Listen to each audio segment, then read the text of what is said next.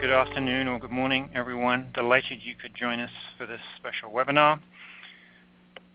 As many of you know, the Chloe team here at Eduventures and at Quality Matters have been working over the last few years to try and better chronicle the development and evolution of online higher education across the country. Clearly this year was something nobody expected. Suddenly online is thrust front and center and is being asked to do things in one way, shape, or form that it never was expected to do just a few short months ago. The Chloe team knew we had to factor in these unprecedented developments, and hence we invested in a special Chloe survey, Chloe 5, to better understand the remote pivot in the spring and fall plans. And we were very conscious in planning this webinar that things are moving so fast, the situation is so dynamic. The Chloe 5 results from May are very useful, but we wanted to combine a summary of those results, the first half of this webinar, with the perspectives of 3 chief online officers working on the ground in different parts of the country, different kinds of institutions, to get as up-to-date a perspective as possible on what is actually going on, what online learning or remote instruction or whatever term you want to use looks like now, how it's evolved over the spring and summer, and what role is it now beginning to play as the fall semester begins. So what we're going to do is kick off with some initial comments and selected findings from Chloe 5, and then we'll get into the panel discussion, and I'll introduce our panelists a little later on. But let me just introduce myself properly and my co-presenter from Quality Matters. So I'm Richard Garrett. I'm the Eduventures Chief Research Officer at ACT and NRCCUA, and we at Eduventures are one of the co-organizers of the Chloe survey over time. And my co-presenter, who we'll hear from in a moment, is Dr. Bethany Simunich, who is Director of Research and Innovation at Quality Matters, and Quality Matters is the other co-organizer of the Chloe survey effort over time. As many of you may know, and many of you may already have the Chloe 5 report, but if you haven't had a chance to review it, it is freely available on our site through the Encora.org page that you see referenced there, and we will repeat this slide at the end of the presentation just in case you haven't had a chance to jot it down, and it's also freely available on the Quality Matters site. We are going to kick off this webinar with a quick poll, and there's a number of other polls we're going to include later on, but we want to get a feel for who you are out there in the audience. We had a great response to this webinar. At 1,000 people registered from all over the country. And some of the other questions we're going to ask you, it's going to be helpful to know who do we have in the audience, and therefore how can we interpret the kind of responses that we're getting. So please go ahead and let us know your primary role at the institution. Are you the online leader, whether you're called a chief online officer or something else? Are you some other administrator? And that could be everything from the provost on down. Are you a full-time faculty member, part-time faculty member? Are you some sort of instructional designer or instructional technologist? Some other kind of faculty developer? Someone in the IT function? Or perhaps you're some other role. So please, if you haven't already, go ahead and we'll give you a few more seconds, and we will then pull up the results.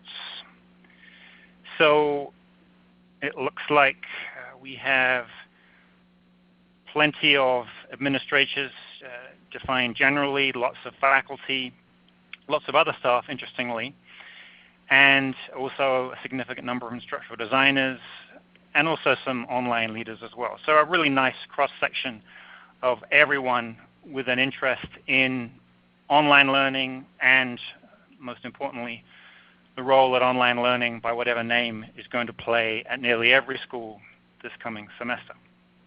So let me close the poll and move on to the next slide. If you're not familiar with CHLOE, let me just give you a quick thumbnail sketch. The CHLOE 5 survey is, as the name would imply, our 5th annual survey. And this joint effort of Eduventures and Quality Matters is designed to illuminate all the operational, policy, strategy dimensions of online learning as it's gaining ground across U.S. higher education over the last few years. As I said, the CHLOE 5 survey was a special one designed to understand this unprecedented situation that happened in the spring and is ongoing.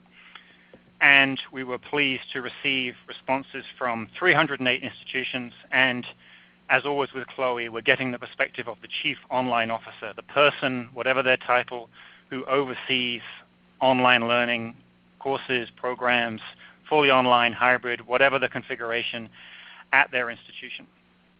And just to give you a flavor for the nature of our sample and to compare it to CHLOE 4, we saw a slight dip in overall response rate between CHLOE 4 and CHLOE 5, but we expected that given that everyone was so busy, distracted, overwhelmed by the spring remote pivot. We were delighted to get the great response that we did.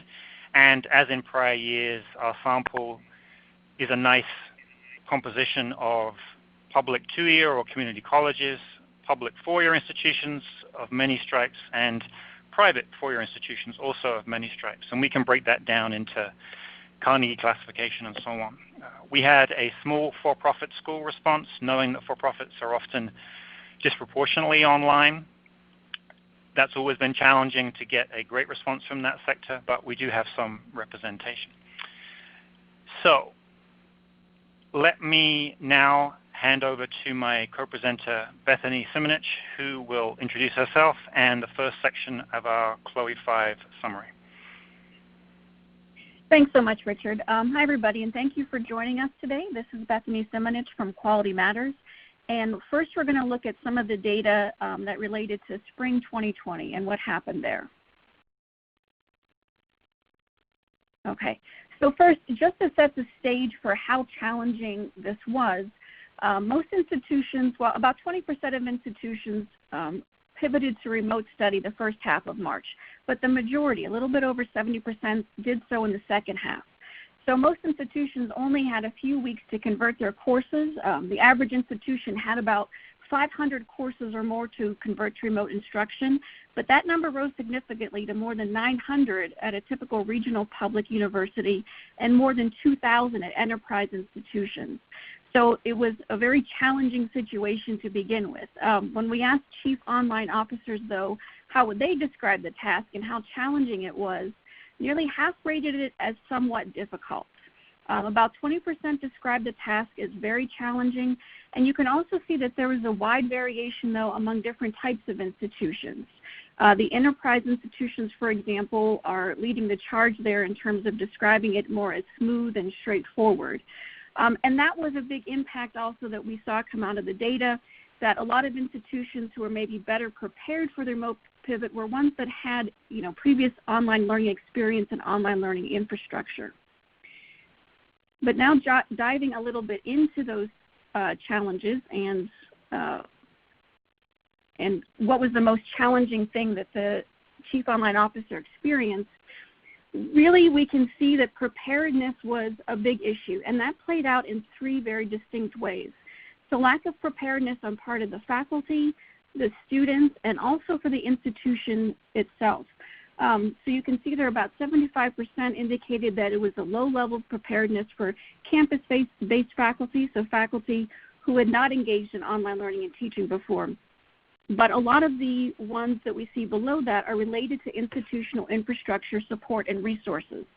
So for example, lack of sufficient instructional design support. Most of the institutions only had 1 or a few, about 3 instructional designers, and they of course were a big help in trying to pivot to remote instruction. A lot of the resources too were lacking to quickly train faculty and staff to help migrate these courses to remote instruction modality. So it was also the infrastructure that limited, and then also that differentiation between distributed support or this centralized effort. That also had a big impact. Diving a little bit more deeply, though, into just the faculty preparation, So in addition to this being the most frequently cited challenge, at about 75%, it was also ranked as the most challenging issue by the majority of chief online officers. So about 70% ranked this as the most difficult thing that they really have to contend with. So the challenge was not just to prepare faculty in a very simple way. They really had to give them a primer on the basic good elements of online teaching and learning, but they also had to familiarize themselves with technology that they needed in order to instruct courses remotely. So whether that was familiarity with the LMS or some of the web conferencing tools that we know were in wide use during the emergency remote pivot, it really was a lot of training and support that institutions had to provide, and it was obviously a lot of work for faculty to get up to speed. Now, in terms of student readiness, campus student readiness for remote learning was also a very large and widespread challenge. In CLOE 4, it was established that only 30% of institutions actually require orientation of online students. And many others maybe don't have a requirement, but they don't even have an optional formal introduction to online learning. So again, it was not just the amount of students that they had to help prepare to be successful in this remote learning environment, but it was also the fact that in some cases they did not have the resources or the tools or the support in place to quickly offer those things, both to students and to faculty. We'd like to now launch into another poll, and I'd like to hear from you. How successful do you feel the emergency remote pivot was at your institution? The options there are very successful, largely successful, neutral. Some successes and failures, or more problems than successes.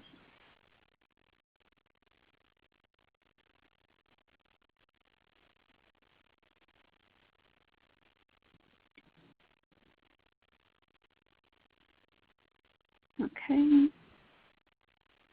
I'll give you just a few more seconds to participate.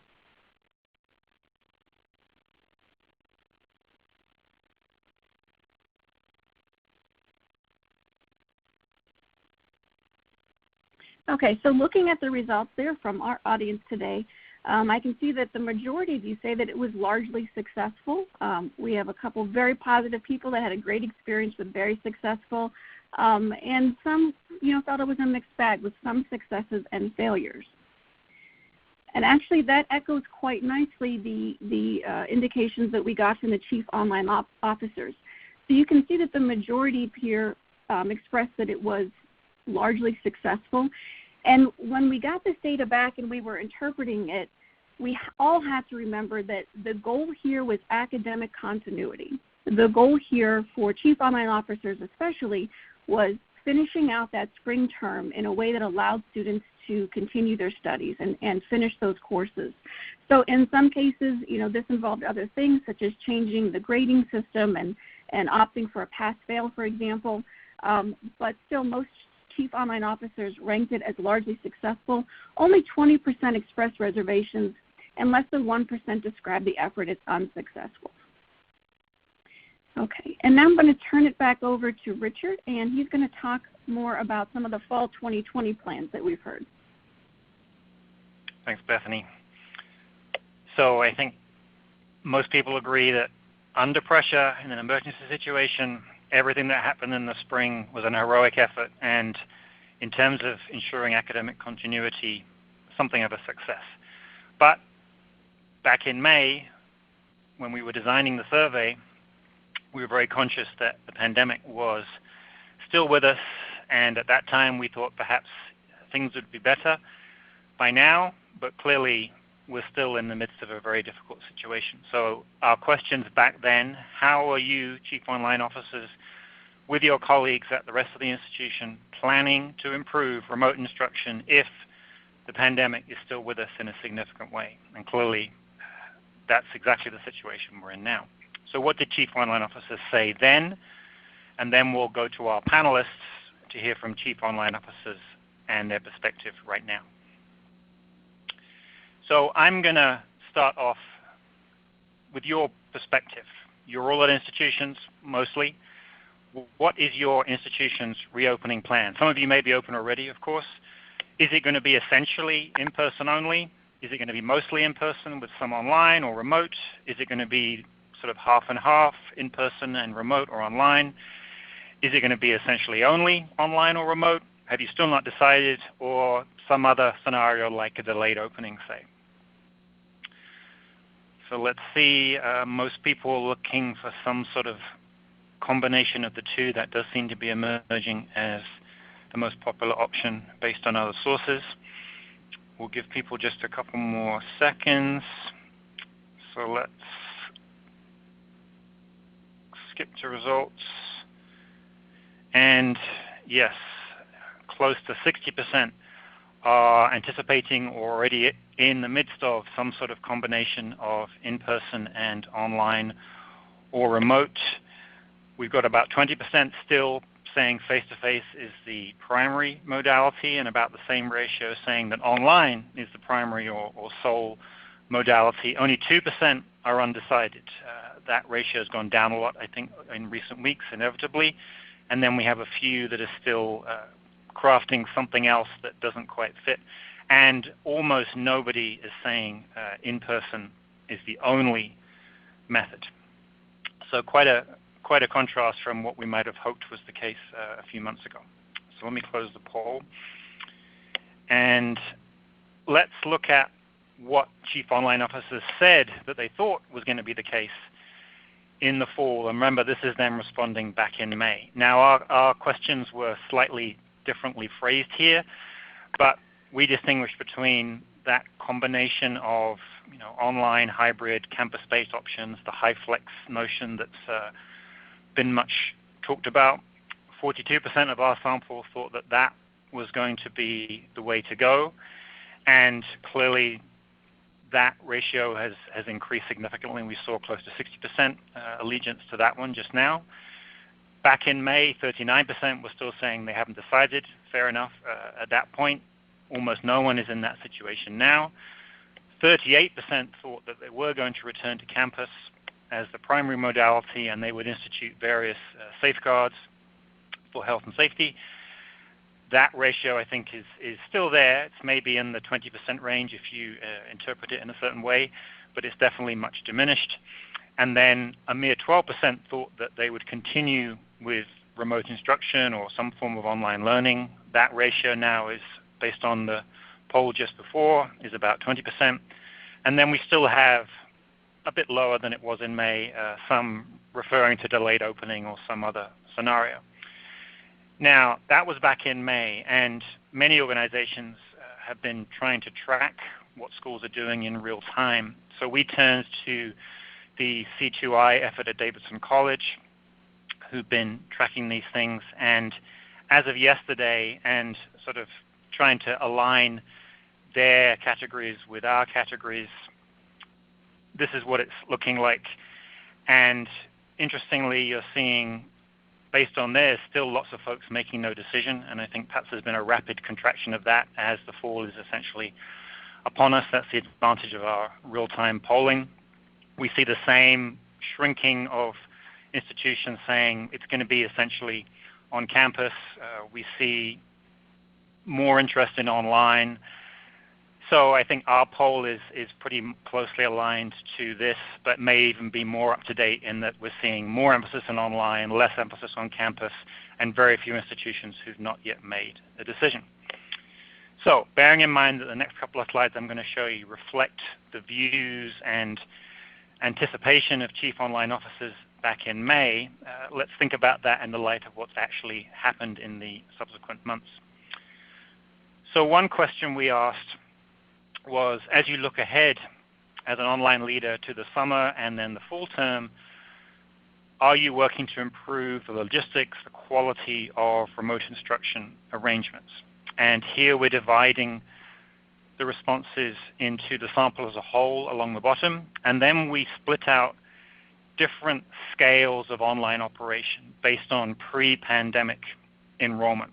So these are schools reporting in the small category under 1,000 fully or part online students as of fall 2018, the medium between 1,000 and 7,500, and then the large more than 7,500 fully or partly online students as of fall 18. And you can see that regardless of category, very few chief online officers said, we're not bothering with any more remote instruction, we're going to be back on campus, problem is over.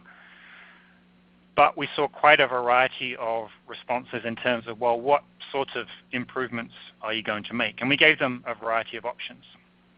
On the one hand, we said, yes, we're going to make improvements, but the yellow option would be, we're only going to focus on a few problem areas. We're not going to try and do anything big and systematic. And not many chief online officers said that. The most common answer was to say, yes, we are making improvements, but we consider them to be incremental. There's only so much time. Many of these institutions are big, very decentralized, faculty-led, and there just may not be the time, the bandwidth, the appetite, the culture to allow us to do anything other than make incremental changes in this window. And you see the largest institutions, at least in terms of online headcount, which often reflects large institutions overall, if they're not fully online, you see the highest ratio there, 41%. Beyond that, we saw options that said, yes, we're going to gradually convert all of our remote courses to online courses, try and remove this distinction between remote instruction and online learning in the interests of quality. And then we saw the option of, we're going to do rapid conversion of all our remote courses to online courses. We see that as the way forward. And then there were a few options beyond that in the other category. What I think is interesting is that it's not the largest institutions that were most likely to say that they were going to convert everything to online learning.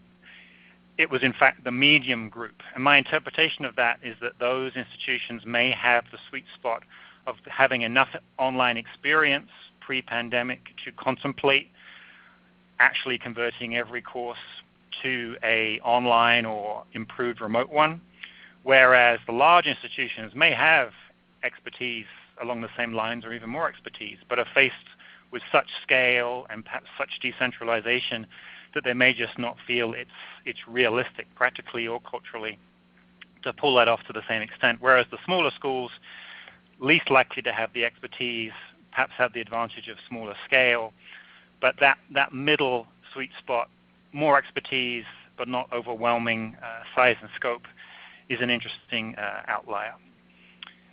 Now, we then asked in a bit more detail, since most chief online officers said, yes, we are going to improve remote instruction through the summer into the fall, what did that mean in practice? And we break out 6 different improvement pathways, ensure that remote courses meet common quality standards, employ a common course template, use of common technologies and tools, minimum expectations for faculty-student interaction for remote or online courses, enhanced development for faculty, and then enhanced orientation for students. And then the options were, in green, we're going to require that for all our remote courses. Dark blue, it'll be optional for those courses. Orange, it's really going to depend on departments and schools, what they feel is appropriate. And then the lighter blue was, we're just not going to contemplate that at all. So you see a mixed pattern. You see quite high ratios, although hardly ever a majority of respondents saying that, yes, we're going to require this. We're going to try and standardize around some common practices and protocols, and that's how we see advancing quality. A large minority beyond that would say, we are encouraging these things, but we don't feel we can or should require them. And then another significant minority said, there's really no institutional approach to this beyond a very high level. Everything practically, culturally, has to happen in a more bottom-up way. So to me, this really captures the wonderful diversity of U.S. higher education and the often very powerful decentralized culture of U.S. higher education, but in an emergency, unexpected, where a lot of unfamiliar stuff has to happen quickly at scale, many institutions are struggling to balance doing things differently in trying times versus going with the cultural grain and hoping that that's the best pathway. There's no right or wrong here, I think, but you can see the diversity of opinion and the stresses and strains on the traditional ways of doing things. Bethany mentioned instructional designers, and one theme of Chloe over the years was trying to figure out the number of such people employed in institutions and their load, if you like, relative to the size of the online operation. How many online courses, how many online programs? Were those folks involved in the production of all those things or only some of them? So we asked in Chloe 5, how many instructional designers, full-time, part-time, did you have pre-pandemic, December of last year? And then, remembering this was a survey conducted in May, how many do you anticipate you will have in June of 2020?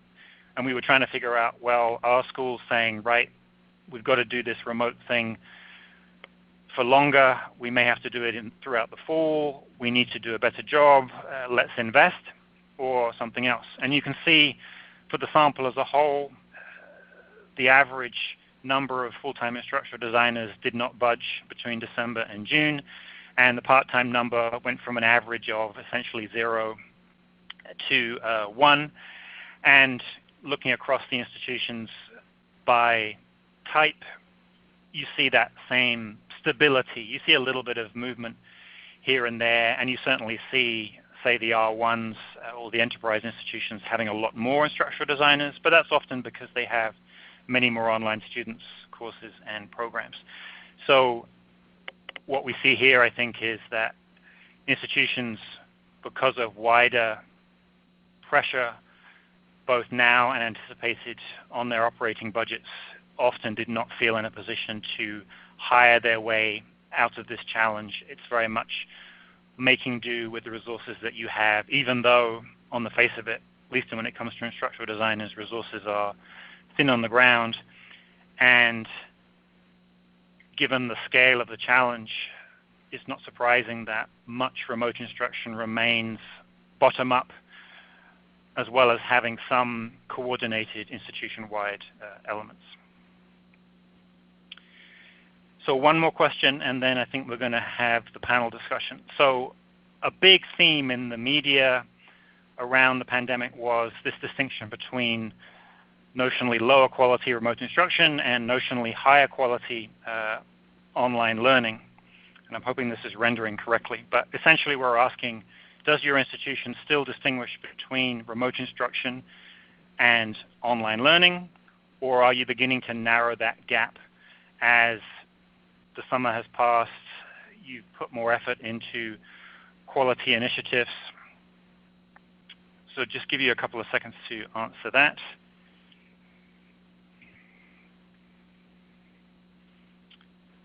And interesting. So many say it really varies widely by course, by program. That's consistent with what we saw. Otherwise, pretty even set of responses. A number saying the gap is narrowing. There's less cause to make that distinction, but many still say the gap is meaningful. Okay, let me close that. And Bethany, let me hand it over to you to kick off the panel and introduce our panelists.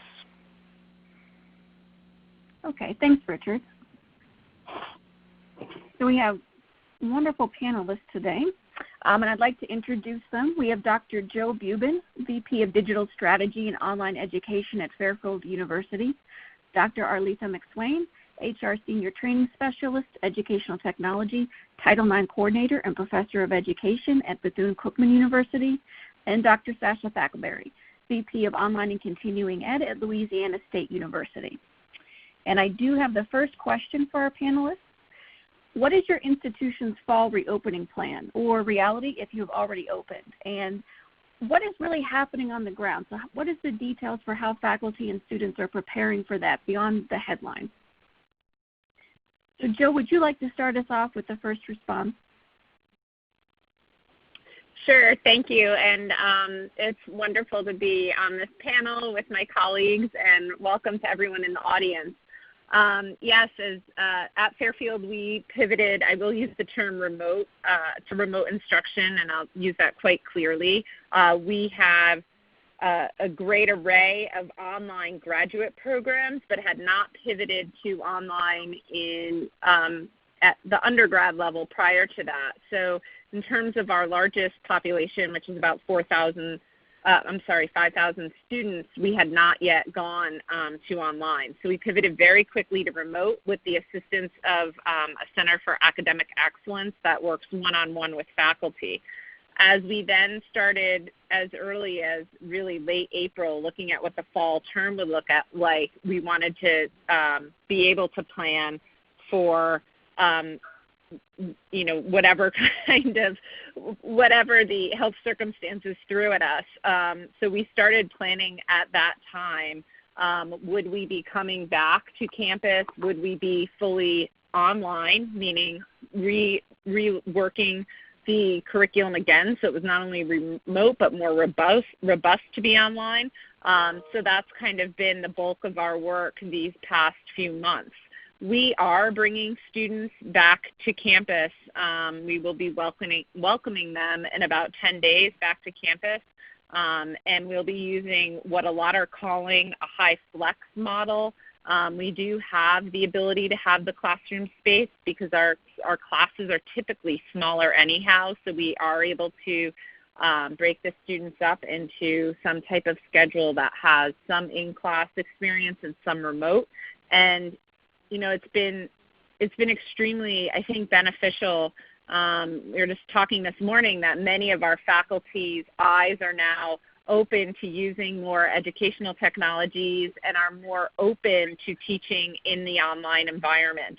And additionally, there's this opportunity to use the flipped classroom approach and to really be asking more of the students, asking them to come more prepared to class, and infusing both. Of course, we are aware that at any given moment, our plan may have to pivot or change again. And while we hope it doesn't have to, we have been working with faculty throughout the summer in terms of their online courses. So it's been, as I'm sure my colleagues will also say, it has been quite a summer full of planning and transitioning. That's really been a campus-wide project in order to offer a Fairfield education in the fall. Thank you so much. Arletha, what has been the situation at your institution?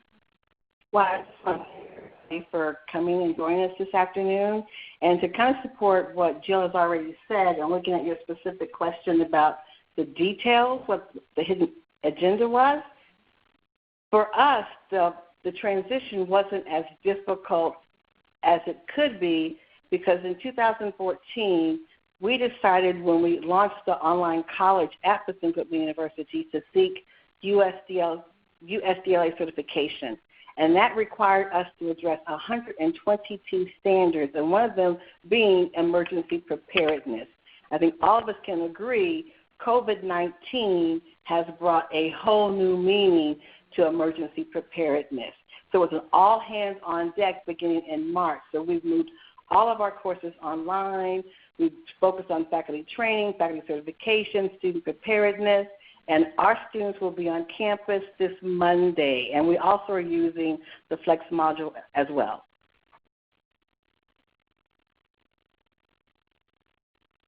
That's very interesting, and I liked how you had already incorporated emergency preparedness into your planning. Sasha, what is the situation in Louisiana State? So it is a bit varied, I think.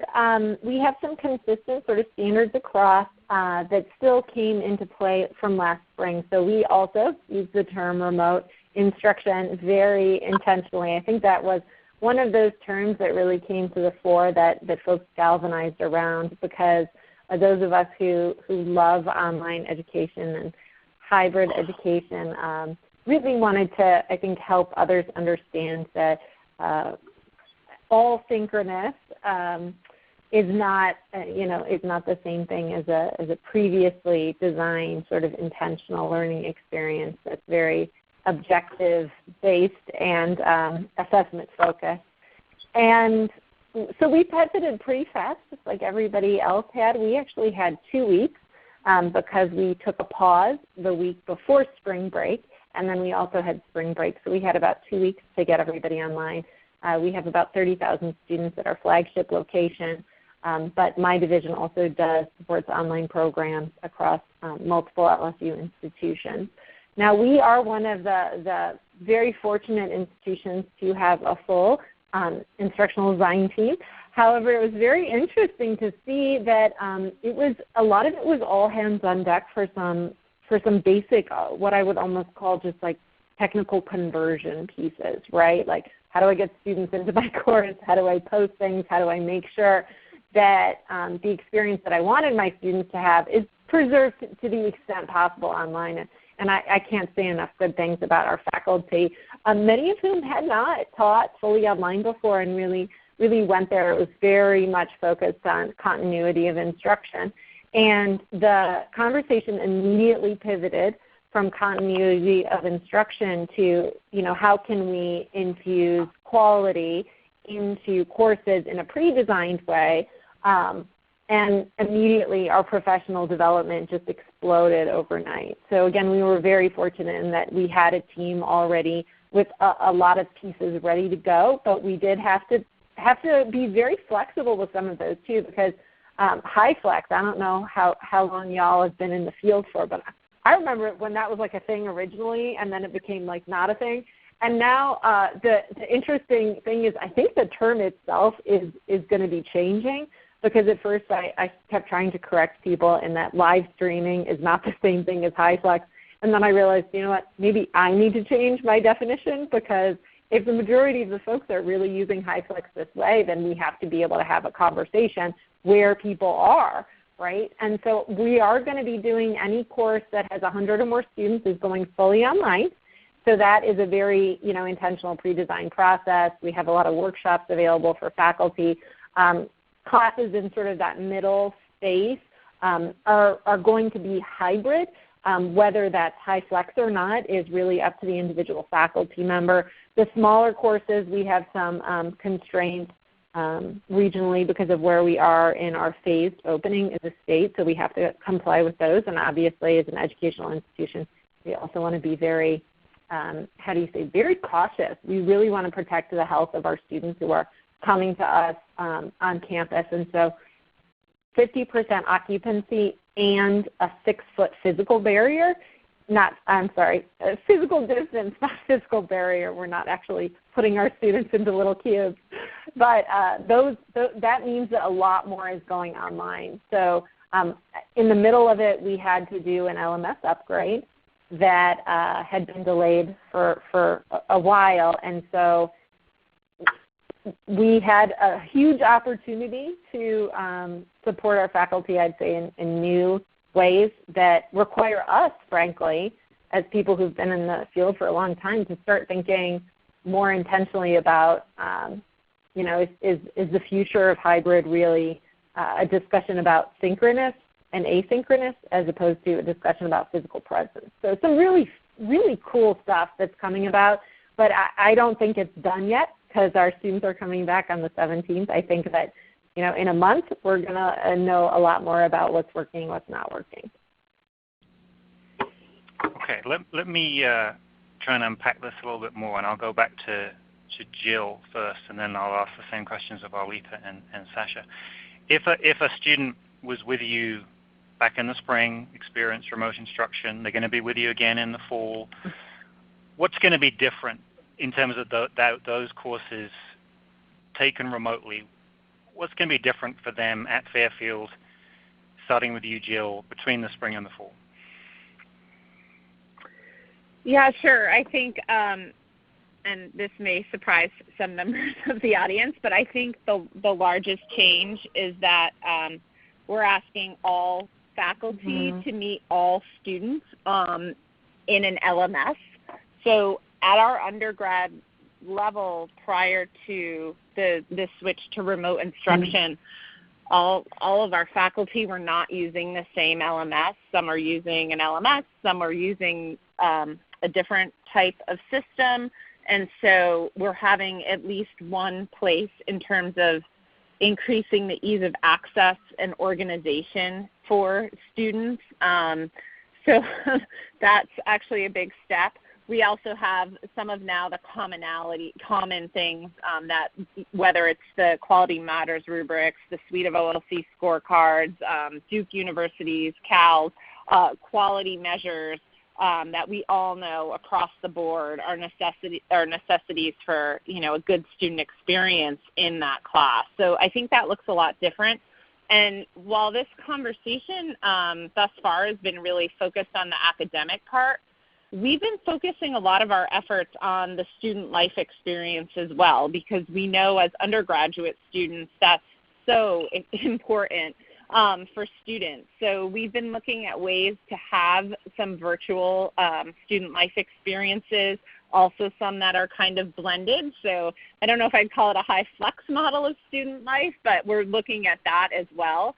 And then I'd say for graduate students, because we are really working at expanding those programs as well, we're actually going to be offering remote telehealth and then also moving into some career services for them and just looking at how we support those students as well. Undergraduates obviously have lots of supports available to them as they typically would on campus, but I think sometimes we naturally forget to provide some of those supports to our graduate students who, especially in this current time frame, are being pulled in a variety of directions, and we want to help them achieve their goals and finish their degrees as well. Wonderful. Thank you, Jill. So Arletha, same question to you. If a student at Bethune-Cookman was there in the spring studying remotely, if they're going to do some remote in the fall, what would be some key differences they would experience? Again, the advantage of seeking USDLA certification, for 4 years now, our students have been exposed to a master course syllabus for online and blended courses. All of our faculty have gone through extensive certification. We've started with Blackboard, then moved to e-learning, now moved to Canvas. So they've gone through the Quality Matters rubrics as well. And in reference to what they would see differently, it would be only from the perspective of our faculty have had time all summer to have more engaging coursework. We've also focused on making sure that, like Jill said, yes, the academic side is important, but what about that social experience? We've got students who are wanting to come back home because they're our returning students. We have our freshmen who can't wait to leave home to come to Bethune-Cookman. I just want to applaud Dr. King and the enrollment management team for doing an incredible job of having virtual student orientation activities. Our e-learning team has been working tirelessly to make sure that those kinds of things are well designed to have highly engaged activities, so that we've worked hard to bring them back to campus.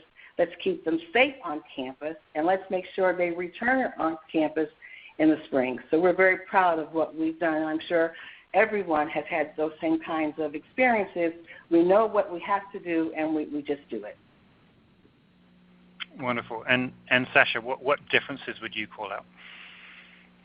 So some of them are probably very mechanical pieces that other folks have been talking about. One is an emphasis on alternative ways to assess students and taking the conversation sort of a little bit beyond the proctoring, the remote proctoring solution for ensuring academic integrity. And so we've had the opportunity to really talk a little bit more about assessments and what those are, doing some things very specifically for high flex, ensuring that everything is pre-designed. Obviously the biggest difference before was you have 2 weeks, and now there's substantially more than 2 weeks, which was great. I think one of the things that is a challenge moving forward is sort of the perception of value for online education as opposed to fully in-person education, and that perception of value I think is highly impacted by the components of the social experience.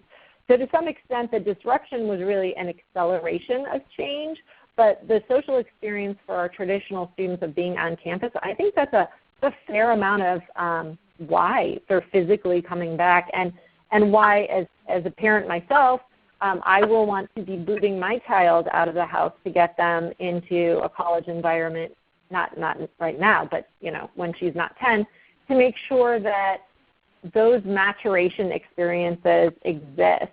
For our post-traditional learners, which is typically the space that I've been in for fully online programs and also low-res programs, I would say that not much of that piece is changing, but I will say that we have a lot of interest in folks saying, okay, so wait a minute, if this is online, does it mean I should pay less for it?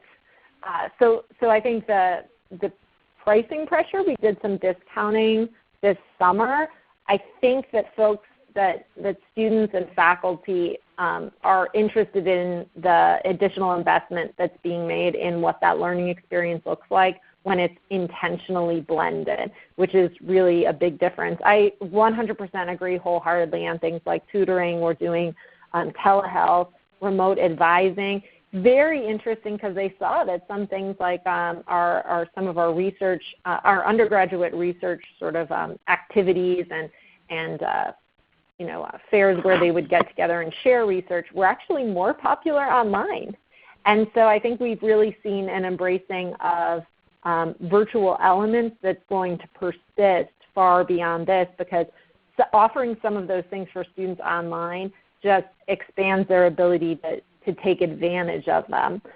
So it's definitely going to be a different experience in the intentionality, the thought process that's gone beyond keeping it live, and instead of what does this look like in a really LSU way, because it does look different at each different type of institution. We have a lot of variation from college to college, depending on the subject matter and how faculty are approaching those even departmentally. So we don't have as much standardization as I think that some institutions have the ability to put into place from a course template perspective.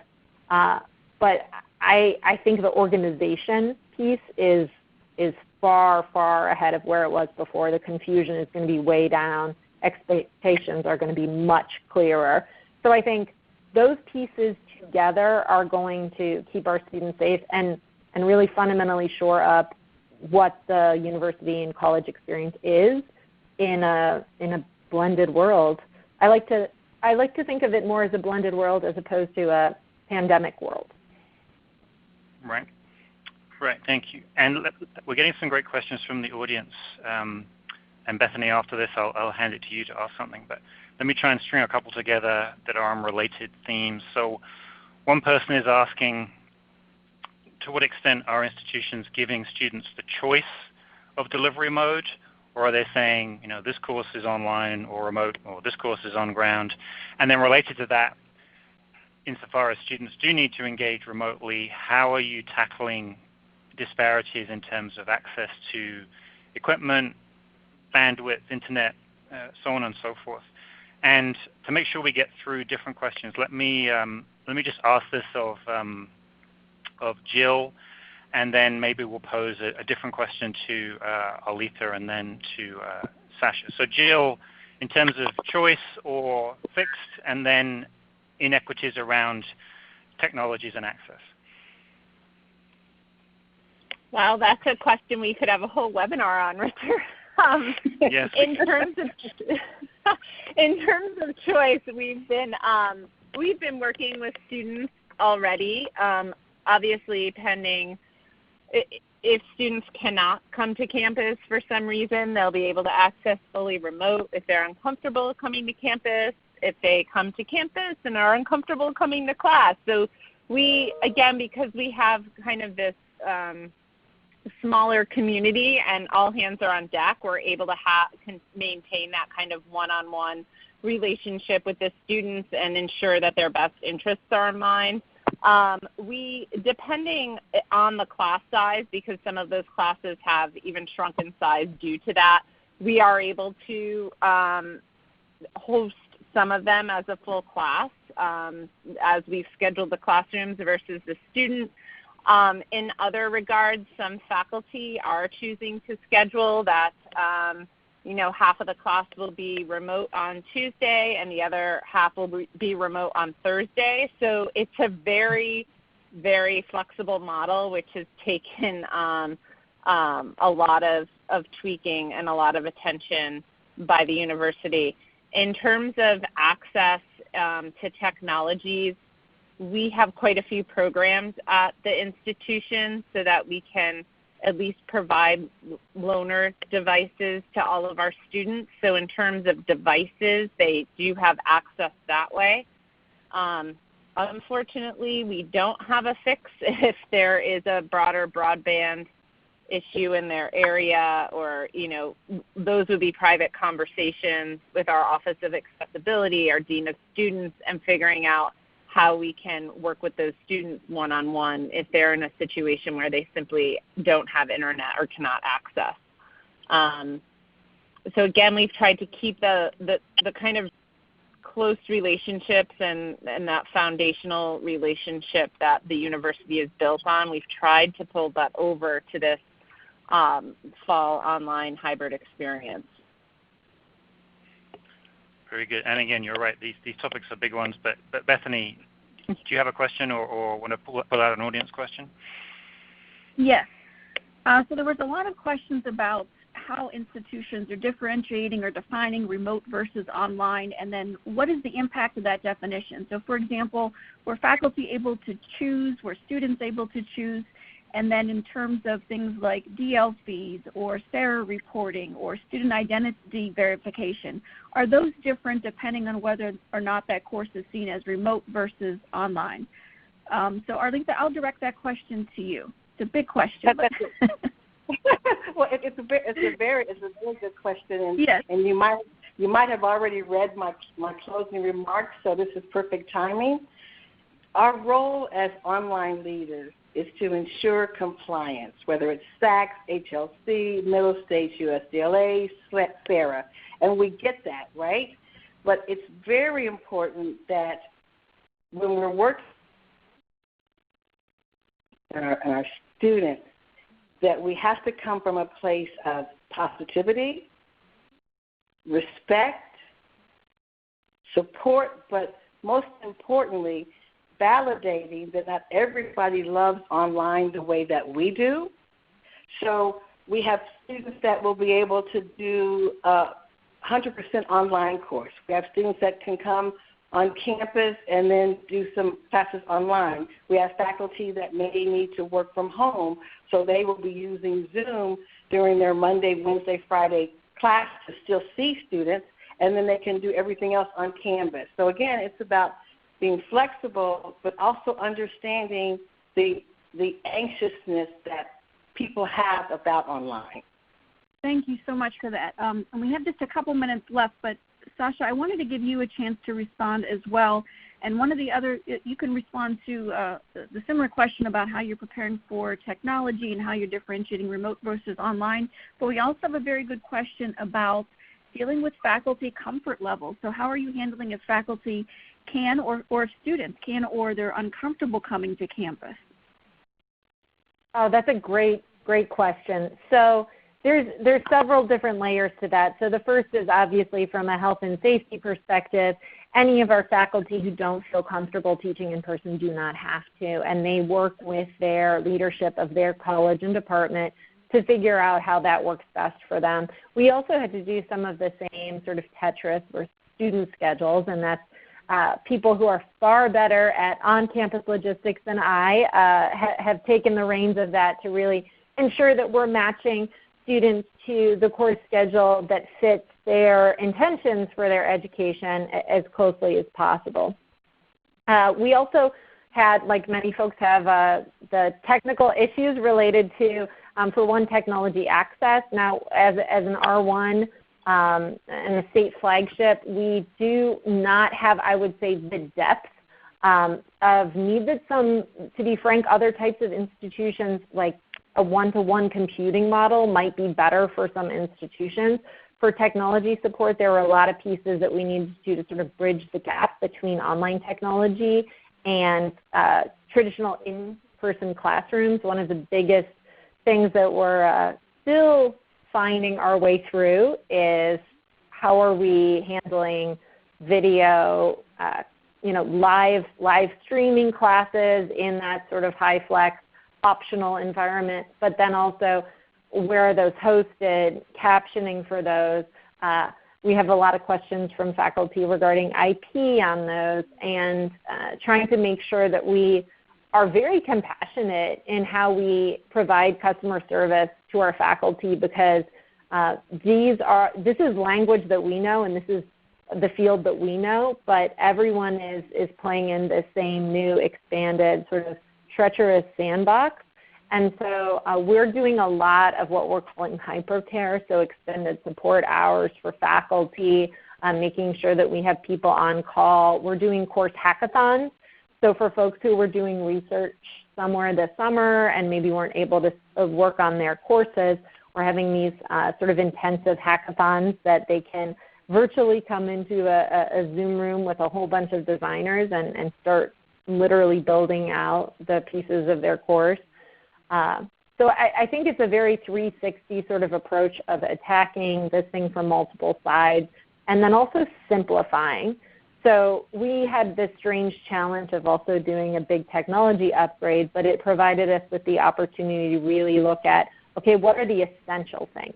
The feedback we were getting is, oh my gosh, there's too many choices, right? There's so many different ways to do this well. Let's focus on simplicity and figure out how can we just really clarify the things you need to know to be able to do this at this time.